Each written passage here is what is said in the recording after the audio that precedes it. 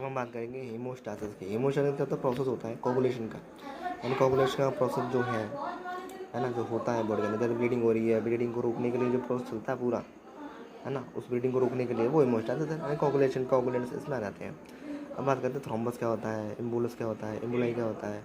अब देखो क्लॉटिंग हो गई बॉडी के अंदर, है ना,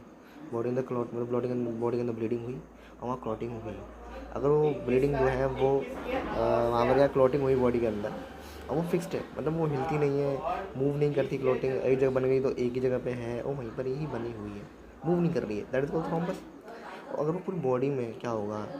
क्लॉट बन गया एक जगह पे बॉडी के अंदर, और वो फिर वो क्लॉट क्या है धीरे धीरे करके थोड़े थोड़े फॉर्म में वो जा रहा है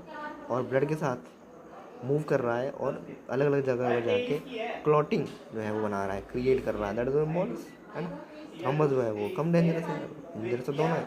थ्रोम्बस थोड़ा कम डेंजरस है, एम्बोलस थोड़ा ज़्यादा डेंजरस है, क्योंकि ये क्या करेगा, फ्लो जो है ब्लड का उसको क्या करेगा, कम करेगा, फ्लो नहीं होने देगा प्रॉपरली।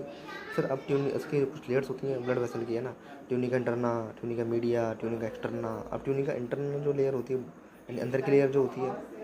वो होती है एंडोथेलियल की बनी होती है, और जो मिडल लेयर जो होती है वो स्मूथ मसल्स की बनी होती है, और जो बाहर की जो आउटर लेयर होगी वो कनेक्टिव टिश्यू की बनी। क्लॉटिंग होता है वो हमारा 3 प्रोसेस में जो होता है मेनली होता है कि वेस्कुलर स्पाज्म होता है पहले वाले में, दूसरे वाले में प्लेटलेट फॉर्मेशन होता है, तीसरे में क्लॉटिंग होती है। पहला जो होता है वेस्कुलर स्पाज्म, उसमें ब्लड वेसल जो होती है कॉन्स्टेंट हो जाती है, जिससे क्या है कि ब्लड फ्लो कम हो जाए, ब्लड फ्लो कम हो जाएगा तो फिर जो ब्लीडिंग होगी वो कम हो जाएगी। फिर दूसरा वाला जो है प्लेटेड प्लग फॉर्मेशन है, कि प्लेटेड अपना को एग्रीगेट करके आपस में स्टिक होके अपने को चिपक के एडेशन करेंगे,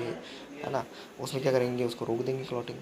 इकट्ठा होकर करेंगे, फिर बाकी जो फैक्टर है वो रिलीज़ करेंगे, जिससे क्या क्लॉटिंग रुके, तीसरे में क्लॉटिंग हो जाती है। ज़्यादातर जो होता है वो जो पहले स्टेप, फर्स्ट 2 स्टेप जो है वेस्कुलर स्पाज्म, जिसमें ब्लड वेसल कॉन्स्टेंट हो जाता है, और दूसरा प्लेटेड प्लग फॉर्मेशन, इन दो में क्या हो जाता है, काम हो जाता है हमारा, है ना। तो पहले क्या होता है, नॉर्मली क्या होता है कि जैसे मान लो कोलेजन फाइबर हमारा है वो और प्लेटलेट मिलके एक एक्टिव फॉर्म बनाते हैं। अब एक्टिव फॉर्म बनाते हैं फिर जाके वो काम करते हैं, है कि नहीं भाई, ऐसा होता है। कोलेजन फाइबर प्लेटलेट जो होंगे जहाँ पर मिलकर एक्टिव फॉर्म में काम करते हैं।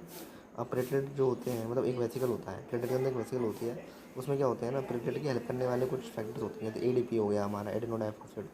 कैल्शियम हो गया, सेरोटोनिन हो गया। अब सेरोटोनिन जो है वह तो कॉन्स्ट्रक्शन करवाता है, ब्लड वेसल कॉन्स्ट्रक्शन करवाएगा, तो ब्लड फ्लो कम हो जाएगा, तो वो आपको क्लॉटिंग में हेल्प करेगा, मतलब क्लॉटिंग को मतलब हेल्प करेगा ना उसमें, ब्लड फ्लो रोक के। फिर इसके अंदर उस वेसिकल के अंदर और भी चीज़ होती है, जैसे थ्रोम्बोजन A2 होता है, थ्रोम्बोक्सिन A2 होता है, वो क्या करता है, प्लेटलेट को क्या करता है, एग्रीगेट इकट्ठा करता है। और साथ ही साथ इस वेसिकल में प्लेटलेट ड्राइव फैक्टर भी होते हैं, प्लेटलेट ड्राइव फैक्टर भी होते हैं, क्या करते हैं, ग्रोथ करवाते हैं।